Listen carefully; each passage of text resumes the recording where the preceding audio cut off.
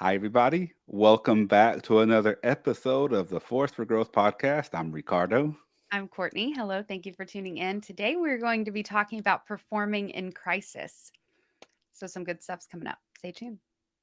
All right, Courtney. So, this was inspired by Psycho Cybernetics, Maxwell Maltz. And as you can see, I use a napkin as a bookmark, I like which it. is neither here nor there, but it is what it is, Did the right? napkin actually come from a lunch or was it just a regular It's napkin? just a regular old napkin. I'll use whatever I have around as bookmarks, credit cards, napkins, index cards. It doesn't matter as long as it marks the book on the page that I'm on. I like how resourceful you are. Yeah. So, chapter 13 on this is called How to Turn a Crisis into a Creative Opportunity. But it also talks about how some people perform in crisis, whether they're great, whether they step up to the bat and really knock it out of the park, ball players, artists, things like that, right? When Mhm. they're put in a clutch situation, and how other people just break down. That was the gist of the chapter. However, what I would like to talk about today is how we perform in crisis. Individuals, are we always in a crisis mode? Like, I mean, come on, Courtney. Yeah. You and I have both met people whose hair is always on fire, Yeah. Always. Every right? strand. Every day, their hair is on fire, right? Hmm. And no matter what the situation is, their hair is always on fire. There's always a crisis. There's something going on, and it's always how big? Massive. It's Massive. bigger than big. Yeah. It doesn't matter what it is. There's always a crisis, Hmm. right? So for me, it's really just kind of an open conversation on how we perform in crisis. How do we deal with crisis situations? And more importantly, what does a crisis actually mean to you? What do you think, Courtney? Wow, that's a lot of great questions in a row. So, yeah, this resonates a lot because I've been both.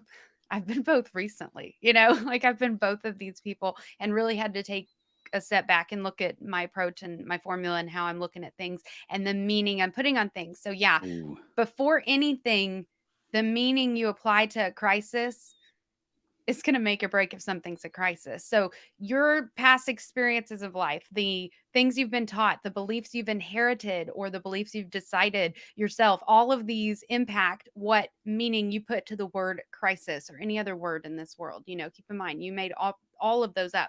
So, it's really empowering to look at it and be like, okay, well, a crisis. And, to your point, I think a lot of people make tiny things massive crises. Been there, done that. Then you have the opposite where the biggest thing to most people, hey, that ain't nothing but a hair flip, you know? Oh, I love that phrase. I haven't said that in a while. Flip But that yeah, hair, it's Courtney. Hold on. Let me see you yeah, flip that that ain't nothing hair. but a hair flip. I say that as I have like a mic, I might flick out. But yeah, it ain't nothing but a hair flip. And that's just Chris Crocker. That's who said that. And that's just a little funny thing to be like, it's just do it. Just do it. Just get it done. Just handle it. Right. So whatever your phrase is that you tell yourself when you do get things done, how can you amp that up in the big things? But I'm a big believer in crisis rehearsal. It's slightly different Yes, talk. that's what the book is about.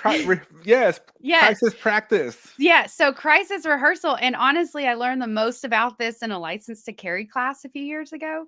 But it was a fascinating concept in how they described it. And I just really took it in the personal development manner.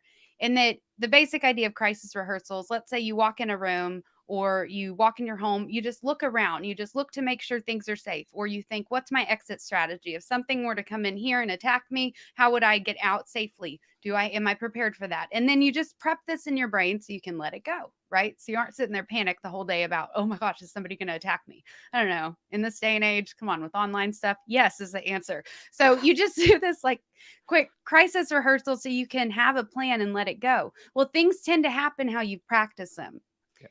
This is true for the positive and the negative. So if you've practiced in your head something going negatively, trust me, I know this from experience, you will see it happen. Or the opposite. If you're nervous about that meeting with your boss and you're instead of telling yourself how nervous you are and are they going to get on to me for this, or just skip ahead and be like, I'm so excited for how that meeting's going to go. I am so excited. And That's a trick. I don't know. That Jedi mind trick's one of my favorites because some cool things have happened at meetings having done that. So I don't know if it's something I manifested. I don't know if it's something that was already going to happen. But the point is, how I practice it in my brain is how it usually turns out. But that's the way life is. Yeah. That's what we thought they talk about on chapter 13 on psychocybernetics. They talk about practicing and rehearsing and doing the work, and they give the example of shadow boxing Hmm. and boxers that they practice their moves with nobody mentally, or golfers that practice swinging the club without a ball or being on the golf course. Hmm. And that results in automatically, it brings up the percentage of success in the real life situation. Yes, it So does. that's really important. And one of the Hmm. things here Jesse said in the comments, which I want to touch on, is Jesse. She says, "I think I perform well in a crisis, but I wouldn't want to live my life like that daily." So that's the Yeah. second part to this: is are people living in a crisis every day? Does every day feel like, oh my gosh, you wake up and all of a sudden your hair's already on fire? You go to bed and your hair's still on fire, but you still get to sleep, and then you wake up and rinse and repeat. Yeah. Yeah. And And you can find evidence. Your brain is a master. Your brain is the most sophisticated computer we've ever discovered in the world, and we still don't know quite how it works. You will find evidence for whatever you make that quick decision about. If you wake up and the first thought is, oh my gosh, I'm late on this bill, or oh my gosh, did I get this done yesterday? Boom, crisis mode. Boom, your hair's on fire. And you've primed your entire day for that. So the rest of the day, your brain's going to be looking for more evidence that the world is on fire, which yes, you can find easily in 2021, right? Whereas the opposite's also true. And that's why they say focus on gratitude for right when you wake up for as long as you can. If that's 2 minutes, awesome. If that's 10 minutes, if it's an hour, great. But you got to plug it in for the day. Plug in the gratitude because that will tell your brain to look for evidence of things to be grateful for, to be happy for. Oh, look, the sun's shining. Oh, look, I feel like motivated to go on about my dreams today. It's literally how you prime yourself and stack that. And it is and, for my life. I get real passionate about this one. and just like how you practice crisis, you can practice gratitude. Hmm. And just like you can rehearse situations for a crisis, you rehearse gratitude, Hmm. right? And it becomes a muscle and you strengthen. So, which muscle are you going to strengthen? The crisis muscle or the gratitude, joy, and happiness muscle? I'm Oh, gonna choose it's such a gratitude, big joy, one. and love. It's a Yeah. big one. So, when was the last time you felt like you were in crisis mode? Um, some there a handful of times over this last month for sure. And just okay, so let's talk about that. Yeah, there are times that it's helpful It to is. light a fire under your ass, for lack of a better way to say it. It gets you going. You do sometimes need those jolts that wake you up or are the feedback you've been looking for, the sign you've been looking for. And so doesn't necessarily mean to look at it and be like, everything's falling apart. This just might be a clue to pivot or feedback.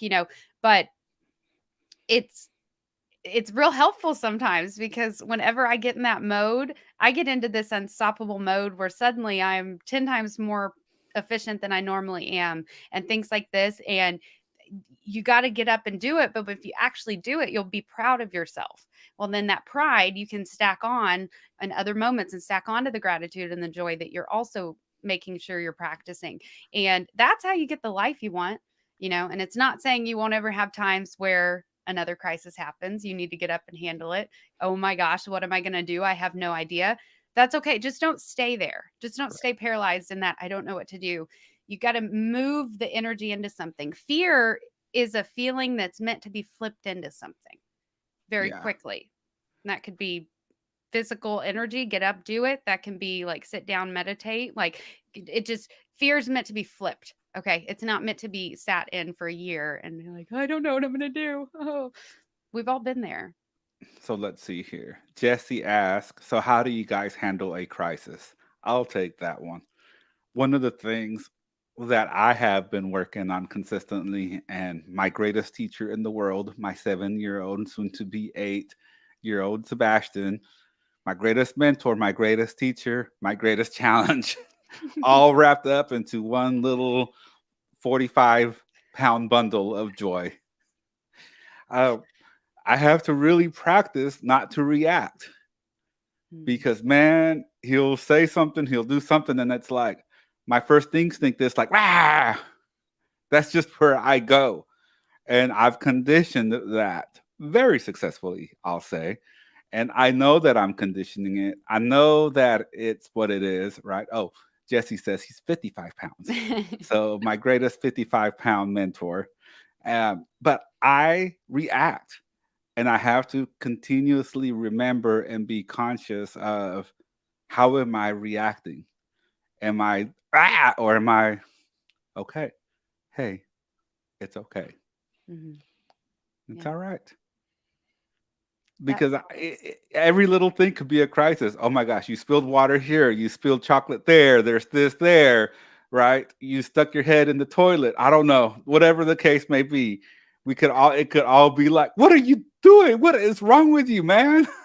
Yeah. Or it could be like, hey, it's just water on the carpet. It'll Hmm. be okay. Yeah. And it's not easy. But man, I tell you that the more patient and the more I practice the relaxing versus reacting, that I'm able to apply that in other areas of my life a lot easier and a lot faster. Hmm. Yeah. That's a great reminder we all needed to hear. Thank you for that. Yes. And it's not, I'll say it again, it's not easy. For the record, Jesse did say their son has never stuck his head in the toilet. So just FYI. That was Ricardo giving examples of random things. But yeah. Yeah. No, Thank that you for the pause. disclaimer, Courtney. I You're welcome. appreciate that. Go Just ahead. in case anyone thought that was a real life example. Um, yeah, it's the pause is so powerful. The pause is so powerful. And you've taught me a lot about that. The And I could pause. utilize that a lot more even now. Like there's I appreciate that because there are times in the last few days where I'm like, well, if I would have paused, I would have applied a different meaning to it, right? And a different meaning to it that I'm applying means a different reaction from me. Different Correct. reaction from me, a different person shows up, right? And how you react can impact others, Definitely. right? Because sometimes when you react, you're taking it out on other people. Hmm. And that's just not good. Yeah.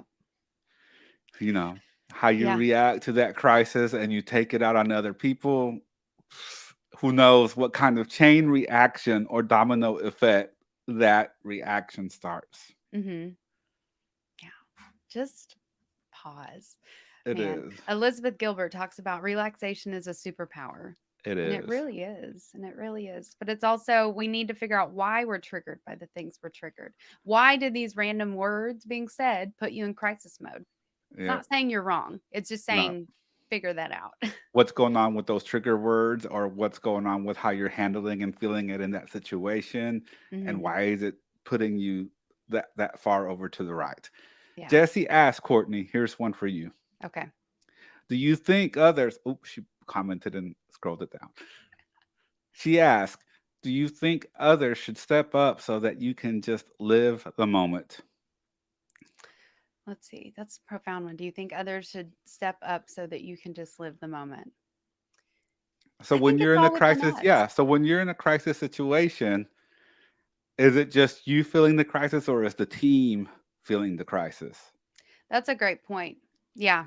Are you sharing in this with, do you have a team to share that feeling with, or do you feel all alone even when you're on a team? Ooh, That's all a meaning you, the individual, decide. I that's a mean, big maybe one. you're on the wrong team. That is a fair statement to say, but a lot of people isolate themselves, even though they have resources and support.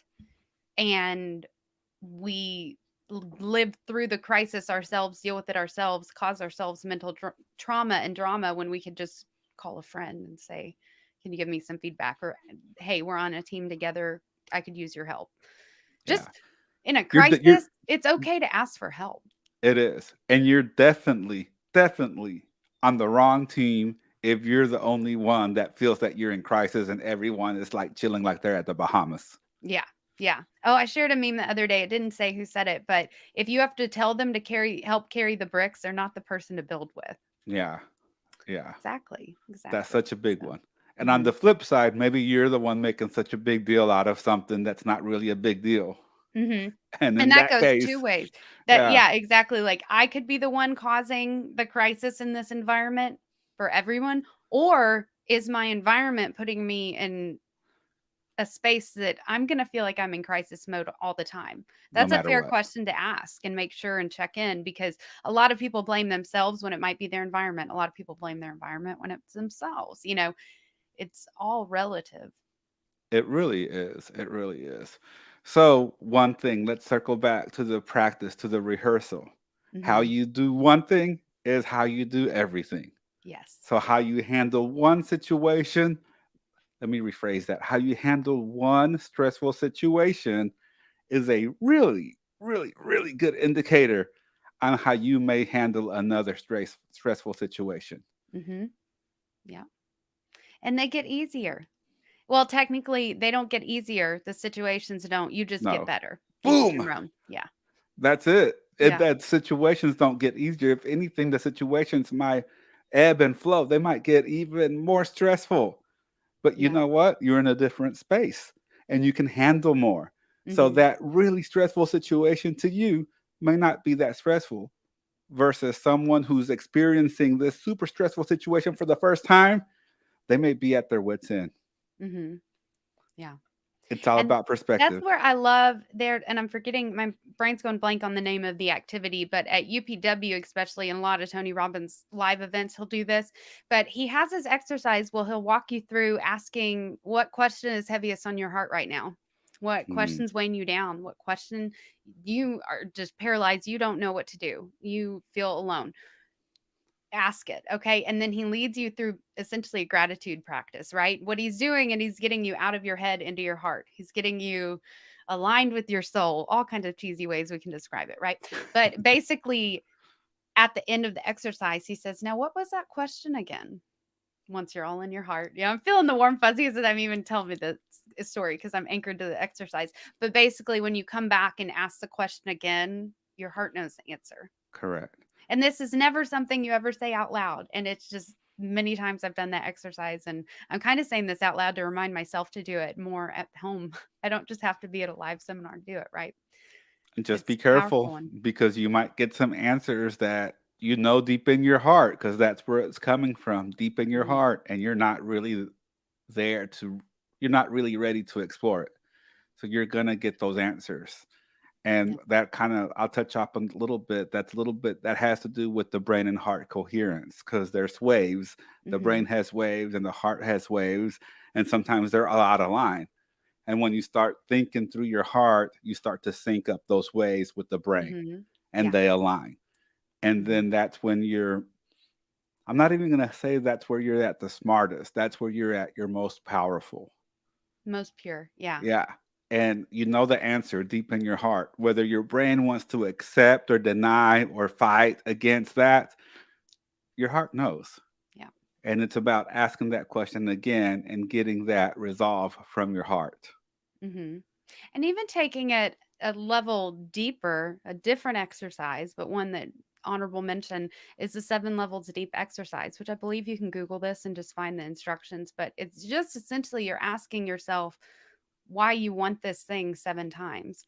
And you go 7 layers deep. And the spoiler alert is the original reason you think you want it is a very surface level reason. And you're going to discover to your core why you want it that I mean, this will get you up out of bed. This will motivate you in the darkest times. Correct. That seventh level, or you'll discover you don't really want this thing because you can't really go deeper than 1, 2, or 3, and that's okay too. But you got to ask these questions of ourselves. And in my personal experience, not being in tune with where I'm at with this type thing is often where I react quicker without thinking about it, where I get myself into situations where it's just, you could have done that a little better, Wait a Courtney. second, Courtney. Well, hold up, Courtney.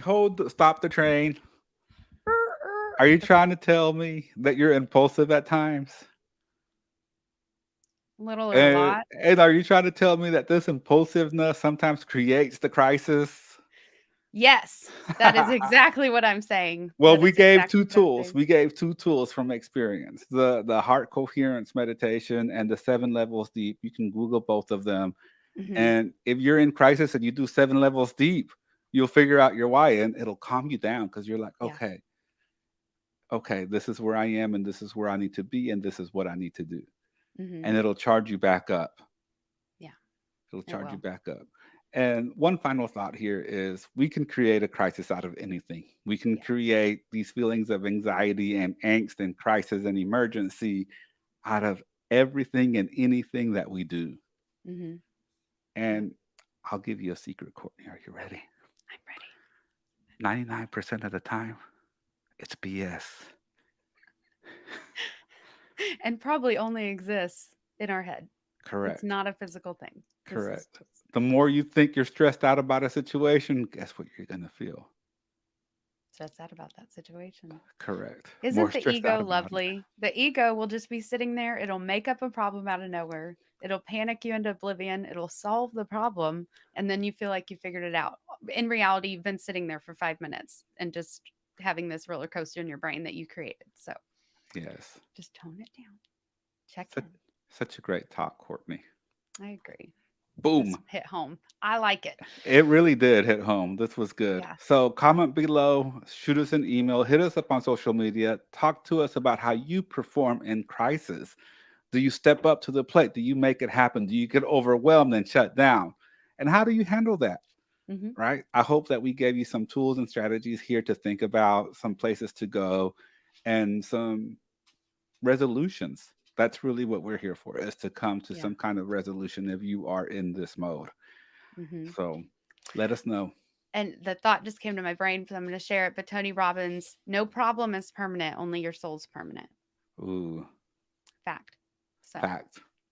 don't let Hashtag it weigh you facts. down forever. Don't let a temporary issue become a permanent problem because we reacted wrong. Okay. Yeah. Wow.